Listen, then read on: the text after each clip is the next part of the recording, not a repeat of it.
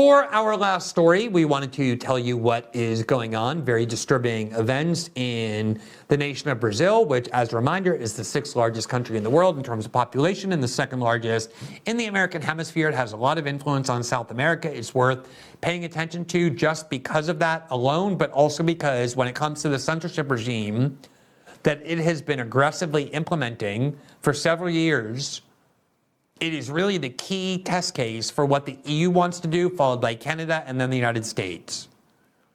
We have been reporting for quite a while now on the censorship regime imposed by a single judge of the Supreme Court, Alexandre de Moraes. There you see him on the screen. He has become such a fanatic that even the New York Times, before the 2022 election, obviously hoping that Lula would win and Bolsonaro would lose, published 2 separate articles featuring him with heavy amounts of criticism, saying that he's become this very aggressive censor and seems to be perhaps destroying Brazilian democracy in the name of protecting it. He was given the unilateral power to order posts taken off the air, to ban people from the internet with no trial. And it was supposed to be only until the election was over, and he used that power aggressively. Take this down. I order you to take this post down. This person is not allowed to be heard. They were all opponents of then candidate Lula da Silva, with a couple of exceptions on the left, people who criticized him and his censorship powers, and they got banned too. He just became a despot, a fanatic, and there's nobody to challenge him. And the law that enabled him to do that, they said would end on the day after the Brazilian election, namely October 31st, 2022, and yet he continues to use this law to censor. And the report that we did on January of 2023, we obtained a secret order that he had issued and sent to 6 different social media platforms, Facebook and Google and Twitter and Rumble and I believe TikTok and Telegram, ordering the removal of multiple political and media figures, including people elected to the Senate. The top vote getter in all of Brazil who got elected to the Congress is a young supporter of President Bolsonaro. And also the person who was the most influential podcaster in Brazil, the Joe Rogan in Brazil, whose name is Monark. 2 years ago, he had the top show on YouTube, millions and millions of views to every program. Everyone in Brazil who was of any influence was desperate to get on his show. The biggest politicians on left and right all went on because he had this gigantic audience like Rogan. And then one day, about a year and a half ago, he was arguing with a member of Congress about censorship in Brazil.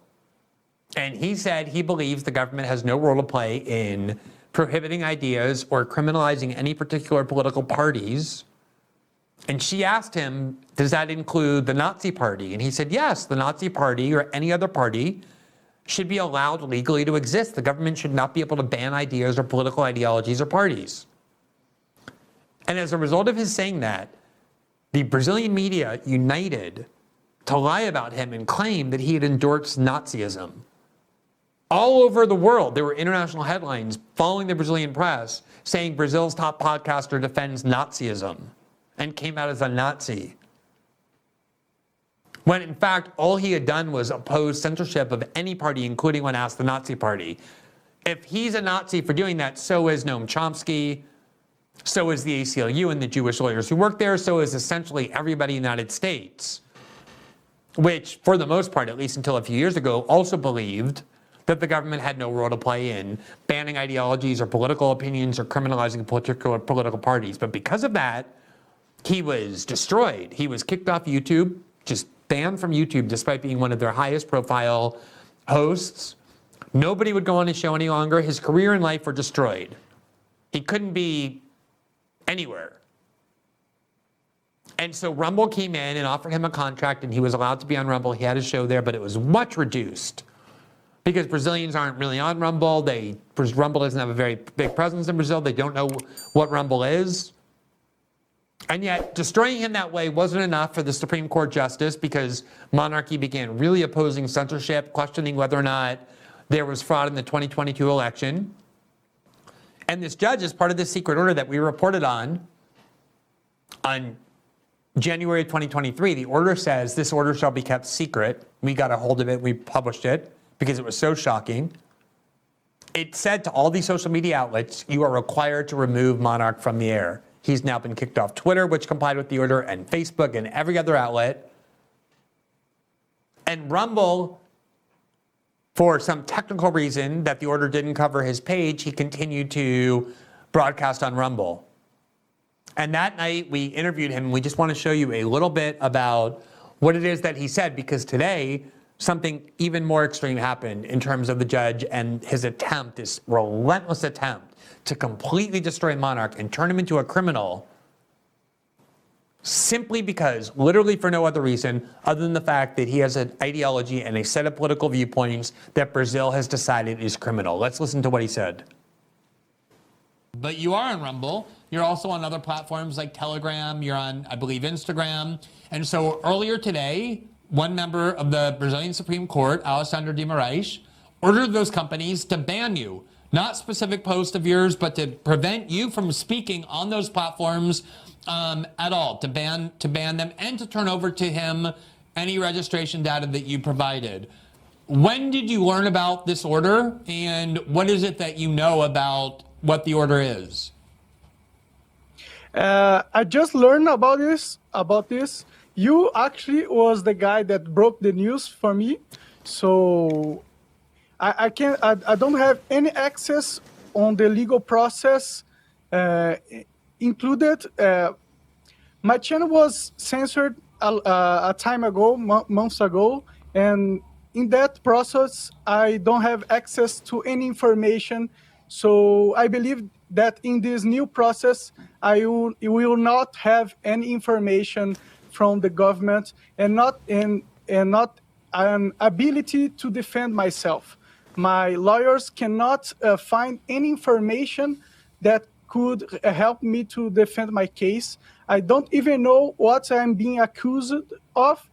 This is very unusual. It's not the correct legal process. Yeah, I mean, that's what I wanted to ask you. So presumably, if you were being accused of breaking the rules of the platform, it would be the platform that would notify you, as has happened to many of us. You know, Twitter says, this post is a violation of our rules, so we're going to suspend you for 12 hours, or we need you to take from this post before you get back on. But I would assume, given that this is a judge who is ordering you banned, that he believes that it's because you've broken some kind of a law through things that you're saying on your shows. Do you have any idea what laws you've been broken? Have you ever been told by Brazilian judges or the Brazilian police or any other Brazilian authorities in the last couple months? I'm not talking about during that episode we just discussed. I'm talking about in the last couple months that you are breaking laws or in violation of laws or in jeopardy of being prosecuted? No, actually, I don't know about any law that can prohibit it, that can punish me for what I have said in the past months. I never said anything that incites violence. I never did support any type of coup or any type of military intervention. Actually, I was always vocal against it. I believe that we can fix this situation in the law with political activism, and I do not believe in violence in any form. So there you have it. I mean, his life has been completely destroyed within less than 2 years. He has been entirely removed from the internet. He can't earn a living anymore. He has a contract with Rumble, I believe, that obviously they can't continue to fulfill if he's not allowed to produce his show on Rumble. So they've denied him a livelihood. They have denied him the ability to speak. And yet he's never been charged with anything. These issues, these orders are issued with no due process. The judge just types out, he is hereby banned from speaking, and that's it. He has no idea what he's being accused of. It's Kafkaesque at best. And this judge just goes around routinely doing this, banning people from the internet, saying you cannot speak. Today, even though he's reduced to almost nothing, he has a very small audience in Rumble for the reasons I said. He's not, it's actually, some people have followed him, but it's been severely reduced. He can't speak on Twitter or Facebook or Instagram or any other platform, even though he's never been charged with a crime. Just by decree, he's silenced. Today, the court announced that they are formally opening a criminal investigation into him, either because of things he said or because of suspicions that he didn't obey the first order to stay silent. He apparently has been fined 300,000 reais, which is the equivalent of roughly 75,000 American dollars. Again, all based on no process. He has had no opportunity to go in with lawyers and be advised of the charges or contest them or do anything else. His life has been dismantled and he's been silenced, and now he's fined with no due process, just an order of a decree by a judge. And he is banned permanently, or at least indefinitely rather, from speaking on any platform. He can't defend himself, he can't speak, he can't have a show, he can't speak about politics. He has a tape over his mouth, he's silent. It's shocking. Brazil is a country in which I've lived for 18 years. It has a lot of flaws politically and socially and in lots of other ways, like every country. But it has always been basically a democracy.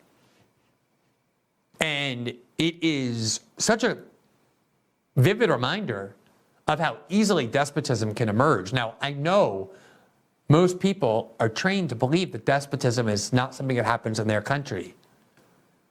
And especially when it's being done in the name of a cause that they really believe is righteous, like stopping Trump or stopping Bolsonaro and his movement, they're convinced they're fighting Nazis. There's a leading congressman who's a social media influencer who is one of Lula's most vocal supporters, who is advocating that Bolsonarismo, the movement behind Jair Bolsonaro, be treated like Nazism and be criminalized and outlawed, meaning half the country of Brazil would either be forced to remain silent about their political views or be turned into felons by expressing their support for Bolsonarismo, which would now be a crime. That is totalitarianism of fascism and despotism of the worst kind. And again, to watch how it can happen, just materialize so quickly and with so little opposition. And I say this because this is what's coming. That is what these indictments are about. It's an attempt to criminalize disinformation. They're formalizing this notion that the state has the ability to determine truth and falsity and to make it a crime to say things the state regards as false. That is what this entire industry is for and what this entire movement is about. And you routinely have Brazilian judges and politicians and academics, all of whom, of course, support this, who go to conferences in Paris and Berlin and London and Amsterdam. They get these nice trips because Europe is very interested in what's happening in Brazil when it comes to how they're censoring the internet, because they want to see how far they can go without public pushback. And the reason they're getting away with it is because this judge is such a fanatic that people fear him. I think I've said before, in my 20 years or so working as a journalist, I've never once had the thought in my head, not when I was publishing the Snowden reporting, not when I was doing the reporting in Brazil. I obviously knew the risk and fears, but I never had this idea that maybe I shouldn't do this. Criticizing this judge, every time I go to do it, there's that thought in the back of my head that, you know what, maybe this is not worth it. Obviously, at the end of the day, I disregard it because you have to. I'm not going to live that way. And I wouldn't be a journalist if I caved in or succumbed to those concerns. But it's very real. You watch people getting arrested or having their homes searched and their things seized or their careers wrecked or them being silenced over their political views by the singular act of a judge who provides no trial for any of this, and you realize that it's very possible. Julian Assange is in prison for 4.5 years and was in an embassy, in a tiny little embassy, for 9 years before that because of his journalism. And the United States is getting away with that. So you might think, oh, well, they can't do that to me, or that's a bridge too far. There's no such thing once they start convincing themselves that they are truly fighting the righteous cause. That is the most dangerous mentality in politics. It is absolutely the dominant mentality in the United States. It's the one Sam Harris so candidly and clearly expressed and defended. And it's what's happening here in this incredibly awful case that is extreme only for the moment. Thanks for watching this clip from System Update, our live show that airs every Monday through Friday at 7 p.m. Eastern exclusively on Rumble. You can catch the full nightly shows live or view the backlog of episodes for free on our Rumble page. You can also find full episodes the morning after they air across all major podcasting platforms, including Spotify and Apple. All the information you need is linked below. We hope to see you there.